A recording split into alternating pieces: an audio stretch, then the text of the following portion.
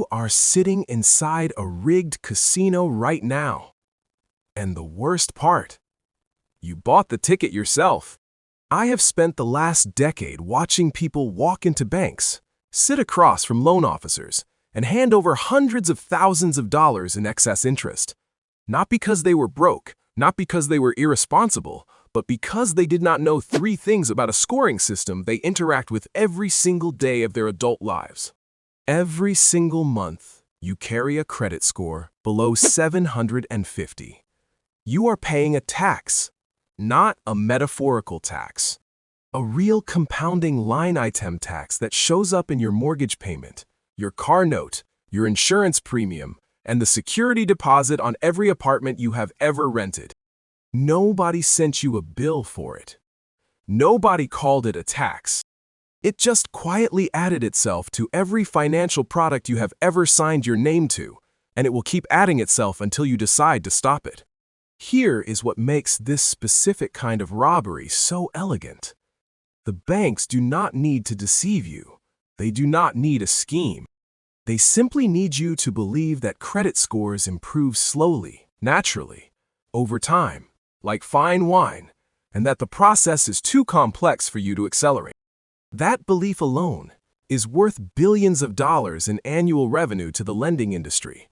The trap does not have a name on the brochure, but I am going to name it right now. It is called the credit score tax, and you have been paying it every single month without knowing the invoice existed.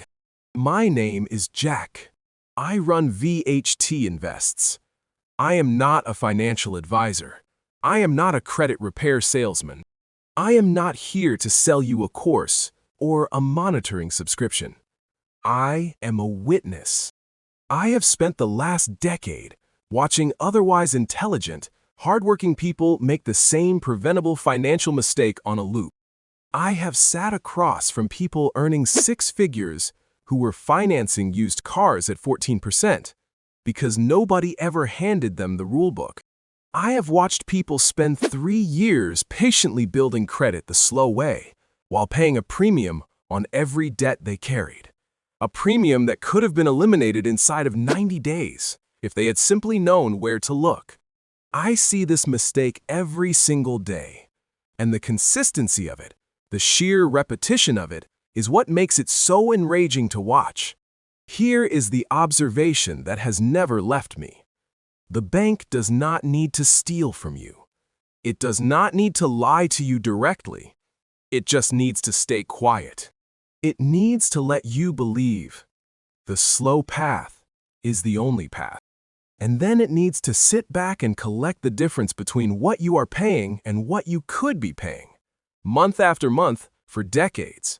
While you assume everything is working the way it is supposed to work, you were never lied to. You were just never fully told the truth. That ends today.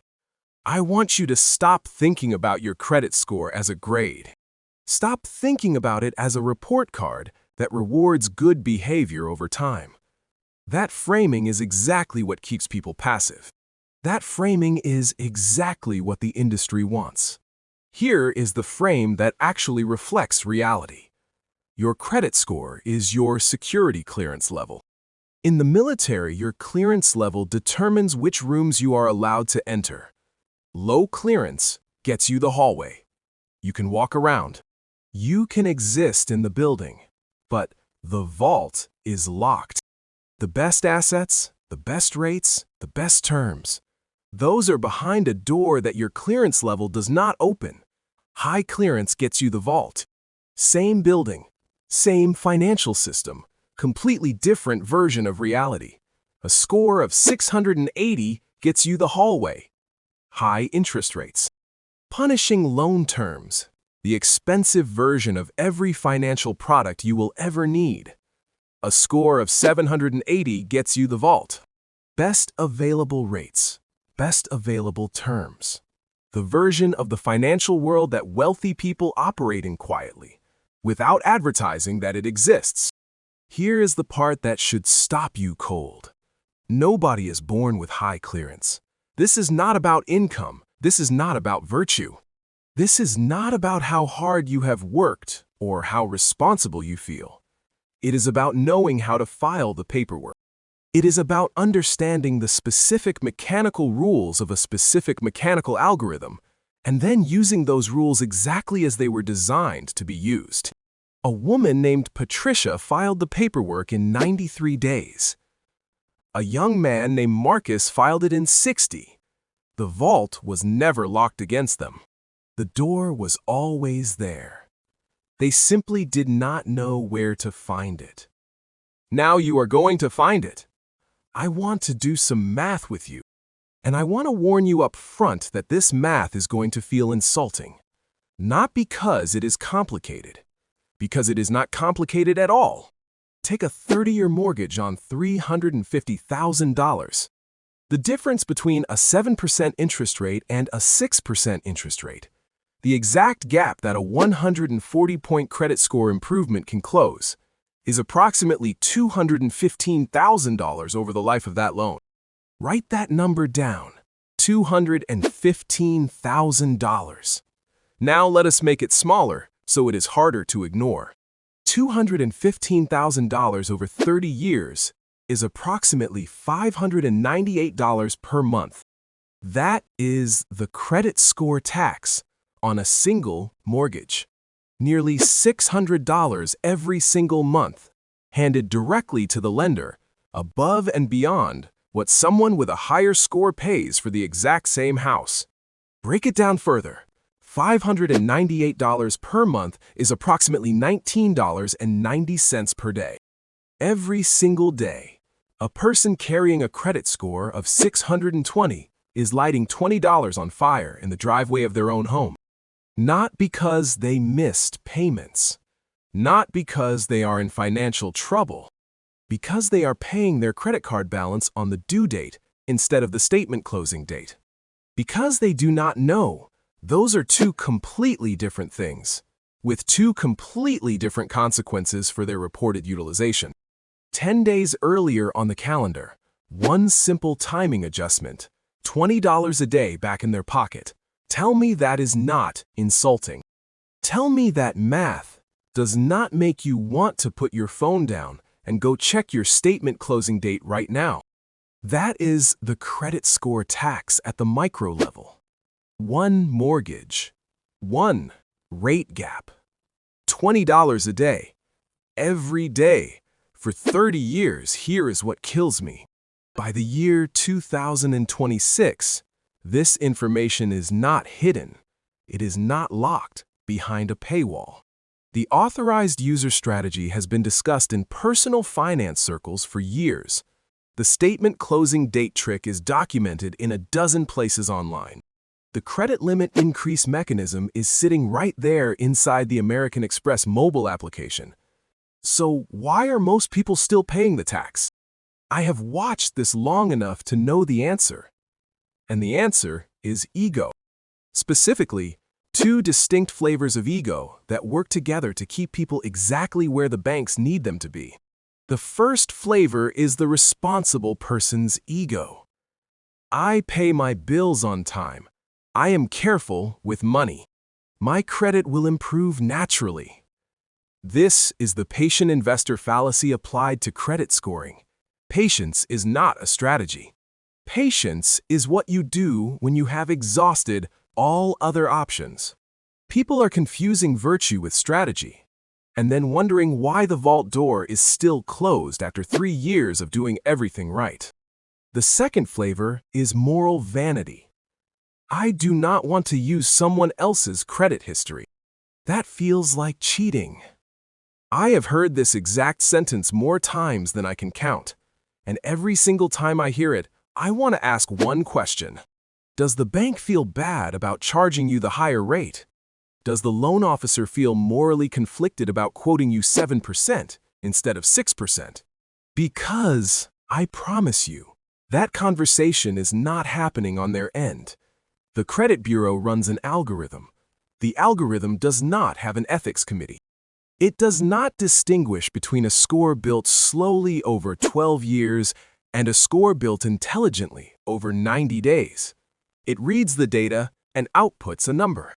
People are refusing a completely legal, explicitly designed feature of a mechanical system because it feels like cutting in line, while simultaneously paying a premium that compounds against them for decades. That is not discipline. That is pride, eating your retirement account one billing cycle at a time. Let us zoom out. Let us look at what this actually costs across a lifetime, because the mortgage is just one chapter. Someone who carries a score of 680 instead of 780 across their full adult financial life will pay, conservatively, between $300,000 and $400,000 more in lifetime interest than their neighbor with the higher score. I want you to sit with that number, $300,000 to $400,000. That is not a rounding error. That is not the difference between a good year and a bad year. That is a fully funded retirement account. That is a college education for 2 children paid in cash. That is the vacation property they will spend their entire career telling themselves they cannot afford, while technically paying for it every month in excess interest charges they never even noticed. The math compounds across every product. The first car loan at 22, financed at 14% instead of 6%. The apartment with the security deposit instead of without. The mortgage at 30 with the higher rate. The refinance at 45, that does not qualify for the best terms. The insurance premiums in most states that quietly price in the lower score year after year. Each one of these is a small number. Add them together across 40 years of adult financial life, and the total is staggering. And every single month someone spends in the wrong clearance tier, the number grows. Patricia's 140-point jump in 93 days saved her $215,000 on a single mortgage. That money will fund her retirement. That is the math on one decision made once. That took less time to execute than binge-watching a television series. The question is not whether the math works. The math is irrefutable. The question is, when you decide to stop paying a tax you were never legally obligated to pay in the first place. Here is the part nobody in the financial industry will tell you, not because it is illegal, not because it is unethical, because there is zero money in telling you. The shadow mechanic is called the authorized user trade line, and it is, without question, the most powerful and least advertised feature in the entire credit scoring system. Here is how it works. When you become an authorized user on someone else's credit card account, a parent, a grandparent, a sibling with decades of spotless history, that account's entire history teleports onto your credit report. The age of the account, the payment history, the credit limit, the utilization ratio, all of it, imported to your profile immediately, as though you had been a cardholder since the day the account was opened. Read that again carefully. If your mother opened a credit card 23 years ago, has never missed a payment, and carries a balance under 5% of the limit, and she adds you as an authorized user today, that 23-year-old account appears on your credit report within 1 to 2 billing cycles. Your average account age, which might currently sit at 2 years, could jump to 12 years overnight. Your available credit could double. Your longest account history could extend by decades. This is not a glitch. This is not an exploit. The authorized user system was built intentionally into credit scoring models.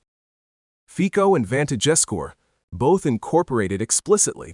The credit bureaus designed it this way originally to help spouses share credit histories.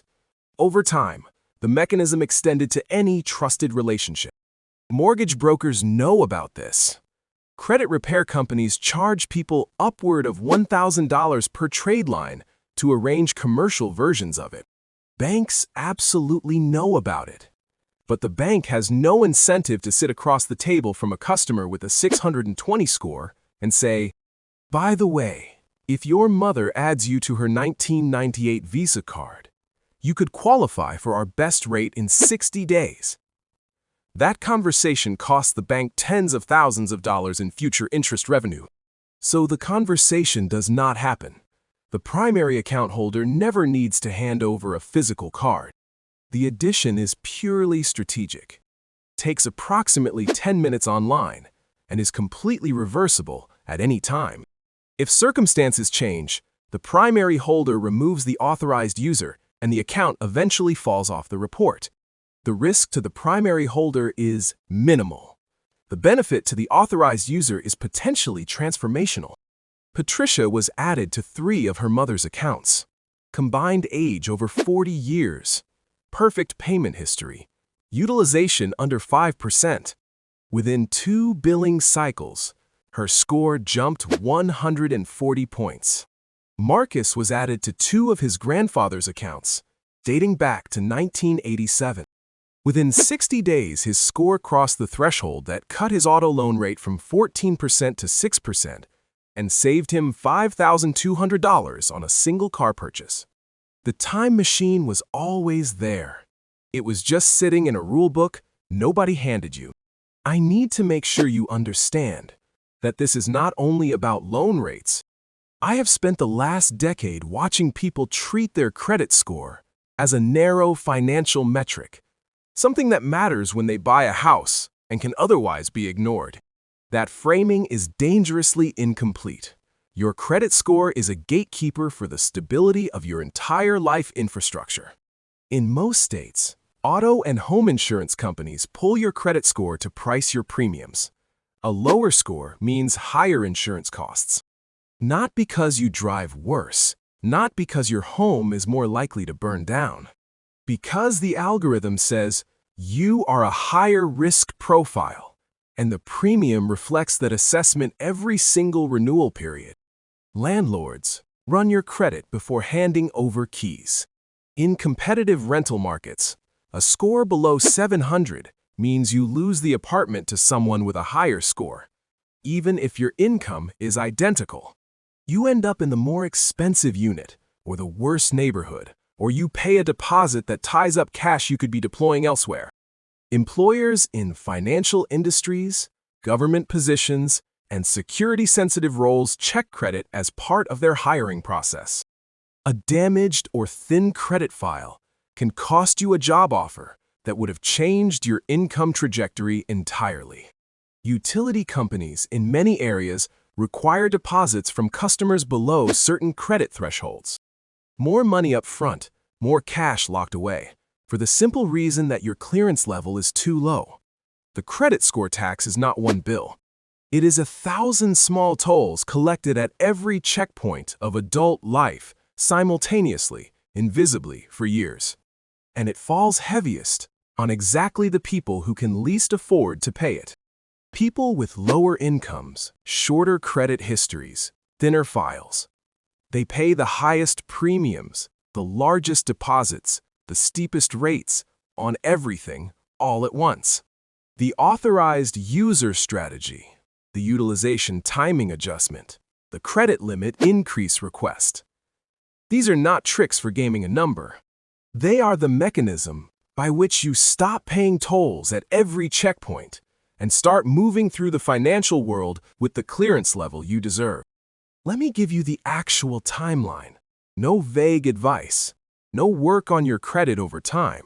A specific executable roadmap with a hard start date of today.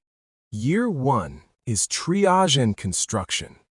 This is where you build the foundation fast. Identify 1 to 3 people in your life.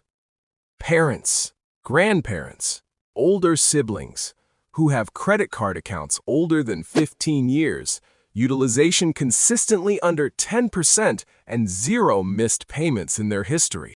Have a direct conversation. Ask to be added as an authorized user. The addition takes 10 minutes online. You do not need the physical card. Within 60 to 90 days, those accounts appear on your report and your score reflects the new reality. Simultaneously, identify your statement closing dates for every card you carry, not your payment due dates. Your statement closing dates, they are different. Pay your balances down to below 10% of each limit before the statement closes this month. One billing cycle later, your reported utilization drops and your score responds. Contact every card issuer that allows soft pull limit increase requests. American Express, Chase, Capital One, Discover, and request increases on every account. Higher limits mean lower utilization ratios with no change in spending behavior. Pull your reports from all three bureaus. Dispute every inaccuracy with documentation. Errors appear on a meaningful percentage of credit reports, and some are significant enough to affect scores materially. By the end of year one, someone starting at 620 is operating above 700. The credit score tax on their next major purchase has already been reduced by a number that will compound forward for decades. The authorized user accounts are now seasoned into the profile. The focus shifts to consistency. Utilization stays below 3% at all times. Limit increase requests go out annually on every eligible card. The oldest account in the profile, whether it is yours or an authorized user account, stays open and active indefinitely. At this stage, the score floor is 750. The ceiling is 780 or above. The vault is open. Every major financial product is now accessed at the best available rate tier. Year 10 is leverage deployment. 10 years of operating with a high clearance level means the compounding savings are now quantifiable and significant. The mortgage was locked at a rate that saved $200,000 over its life. The car loans were financed at 6% instead of 14%. The insurance premiums have been lower every single year. The job offers were not filtered out by a credit check. Someone who started this roadmap at 25 with a 620 score is now 35 with a credit profile that has saved them, conservatively, between $50,000 and $100,000 in real, spendable dollars compared to the version of themselves who waited patiently for the slow path to deliver results. The difference between those two versions of the same person is not income. It is not luck. It is knowing where the door was. Here is the truth about financial freedom that the industry will never put in a brochure. Most people believe financial freedom is about making more money. Earn more, save more, invest more. Chase the bigger income number, and eventually the gap between what you earn and what you owe closes into something that looks like freedom. That belief is not wrong, but it is dangerously incomplete. Financial freedom is not only about making more money, it is about paying less for the same money. It is about the elimination of tolls. The person earning $80,000 per year with a 780 credit score is wealthier in real daily terms than the person earning $100,000 per year with a 680 score, because the former is not hemorrhaging tens of thousands of dollars in excess interest premiums across every debt product they carry. They are keeping more of every dollar they earn simply because they learned how to file the paperwork. The credit system is a toll road. You cannot avoid the road. Every adult in this country who borrows money, rents housing, buys insurance, or applies for employment in certain industries is on this road. There is no exit ramp that leads to a world without credit scoring, but you can absolutely eliminate the tolls. The fast lane uses the exact same asphalt. The rules are the same for every driver. The difference is knowing which lane to enter and when. The banks have spent decades and billions of dollars in effective institutional silence, convincing consumers that the slow lane is the only lane. That credit improvement is a mystery requiring patience, monitoring subscriptions, and perhaps paid professional assistance. That the process is too complicated to accelerate without help from someone who charges for that help. It is not complicated. It is mechanical. The rules are public. The features are built into the system by design. The only thing standing between the version of you paying the tax and the version of you who stopped is the decision to actually use the rules as written. Freedom, in this context, is not a destination. It is a clearance level, and you can change yours faster than anyone with a financial product to sell you wants you to know. I am not going to ask you to think about this. I am not going to suggest you consider giving it a try when you get around to it. I am going to give you 2 direct commands. First, command. Stop paying the credit score tax today. Not next month, not after your next paycheck today. Open your credit reports from all 3 bureaus before this video ends. Annualcreditor.com free. No subscription required. Pull all 3. Read them. Identify every error, every inaccuracy, every item that does not belong. File disputes with documentation for anything that is wrong. This takes 1 evening. It costs nothing. Then make a list. Who in your life has an account older than 15 years with perfect payment history and low utilization? A parent, a grandparent, an older sibling. Write the names down. Make the call tonight. Have the honest conversation. Ask to be added as an authorized user on 1 to 3 accounts. The addition takes 10 minutes online. The primary holder never has to give you a physical card. The billing cycle is already running. Within 60 days, your score reflects the new reality. Second command. Extract the $20 a day you are currently burning. Find your statement closing date for every credit card you carry. It is on your statement. It is in your online account. It is not the same as your payment due date. They are different dates with different consequences. Pay your balance down to below 10% of your credit limit before the statement closes this month, not before it is due, before it closes. 1 billing cycle later, pull your score. Watch the number move. Then, contact every card issuer that offers soft pull limit increase requests. Ask for an increase on every account. Higher limit, same balance. Lower utilization, better score. The math takes 30 seconds to understand, and about 5 minutes to execute. The system has always allowed this. The rulebook has always been public. The vault door has always been unlocked. The only thing that was ever missing was the decision to walk through it. Make that decision now. VHT Invests. I will see you in the next video.